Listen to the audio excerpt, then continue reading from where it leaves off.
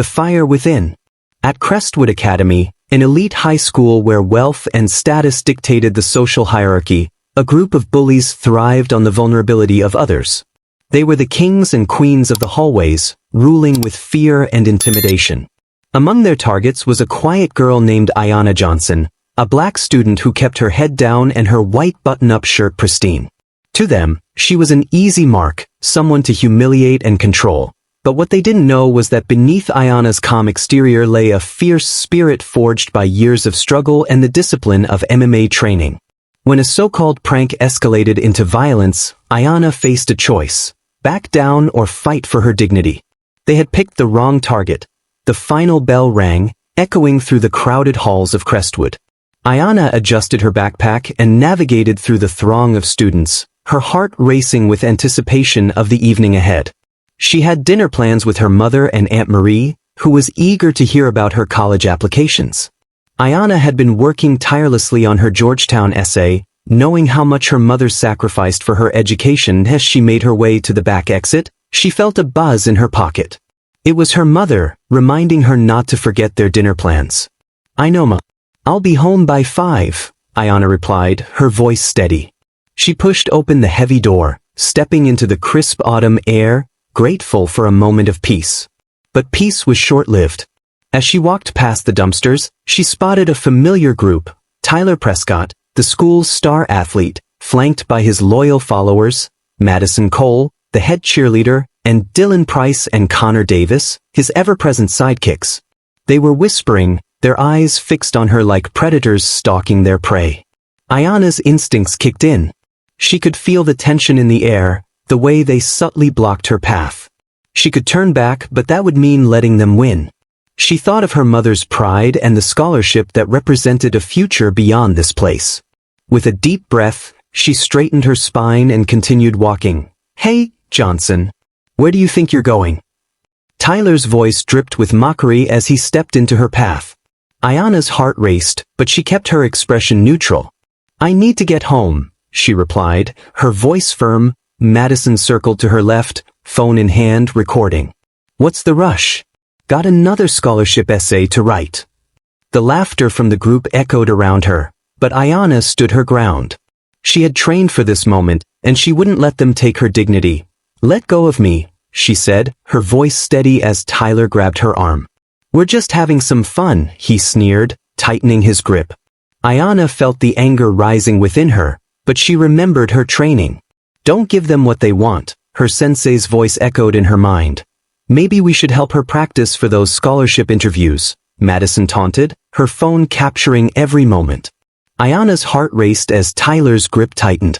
She could break free, but she knew the consequences would be twisted against her. "Let go," she said again, her voice low but clear. Tyler's laughter filled the air. "Or what? You'll report us?" He leaned in closer, his breath hot against her ear. "Come on, we're just trying to help you understand your place here." The words hit her like a physical blow. Ayanna's free hand clenched into a fist, but she forced herself to relax. "Don't touch me," she warned, her voice steady. Tyler's grip shifted, and in that moment, something inside her snapped. She had endured enough. With a swift motion, she twisted away from his hold, using a basic escape technique she had practiced countless times. Tyler stumbled back, surprised. "What the?" he exclaimed, but Ayanna was already moving. She sidestepped Connor's charge, redirecting his momentum and sending him crashing into the wall. Madison's phone wavered as she gasped, and Ayanna felt a surge of adrenaline. She had the upper hand now.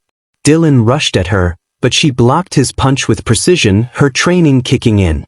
"You think you can just bully me?" she said, her voice steady as she deflected his attacks. The crowd that had gathered began to murmur, phones recording every moment. Ayanna felt the energy shift as she demonstrated her skills, each movement controlled and deliberate. Tyler, Connor, and Dylan were no longer the predators. They were the prey, and she was ready to fight back. "Get her!" Tyler shouted, but Ayanna was already a step ahead. She ducked under his grasp, using his weight against him to flip him onto the ground. The crowd gasped, and Ayanna stood tall, her heart pounding with a mix of fear and exhilaration. "Enough!" A voice called out, and the school resource officer, Officer Reynolds, pushed through the crowd. "What's going on here?" His gaze swept over the scene, and Ayanna felt a rush of hope. This was her chance to expose the truth. "They attacked me first," Ayanna exclaimed, her voice rising above the chaos. "I was just defending myself." The crowd murmured in agreement, and Ayanna felt the tide turning in her favor. As the officers began to separate the students, Ayanna's heart raced. She had fought back, and now the truth was coming to light. The videos would show her side of the story, the evidence of years of bullying and intimidation that in the days that followed. The school was abuzz with the aftermath of the incident. Videos circulated on social media, and Ayanna's story began to gain traction. Students who had once been silent started to come forward, sharing their own experiences of bullying and harassment.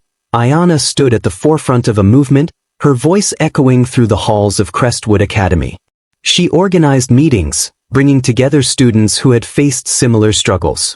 Together, they demanded change, advocating for a safer environment where every student could thrive. The administration, pressured by the growing outcry, launched an investigation into the bullying culture at Crestwood. Ayanna's bravery had sparked a fire within the student body, igniting a desire for justice and accountability. As the weeks passed, Ayanna found herself at the center of a movement for change. She spoke at assemblies, sharing her story and encouraging others to stand up against bullying. The support from her peers was overwhelming, and she felt a sense of purpose she had never known before. One afternoon, as she prepared for another meeting, her phone buzzed with a message from her mother. "I'm so proud of you, Ayanna. You're making a difference." Tears filled her eyes as she read the words, knowing how hard her mother had worked to provide her with opportunities. With each passing day, Ayanna grew stronger, not just physically but emotionally. She had transformed from a target into a leader, using her voice to advocate for those who felt powerless. The fire within her burned brighter than ever, fueled by the support of her friends and the community. As the school year came to a close, Crestwood Academy was a different place. New policies were implemented to address bullying, and students felt empowered to speak up. Ayanna had become a symbol of resilience, a reminder that standing up for oneself could lead to real change. On graduation day, as Ayanna walked across the stage to receive her diploma, she felt a sense of accomplishment wash over her. She had fought for her dignity and the dignity of others, and now she was ready to take on the world. With her mother cheering from the crowd, Ayanna knew that this was just the beginning. She would continue to fight for justice, using her voice to uplift others and create a future where everyone could thrive.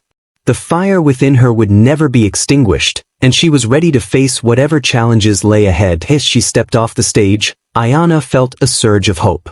She had proven that even in the darkest moments, one voice could spark a movement, and together, they could change the world.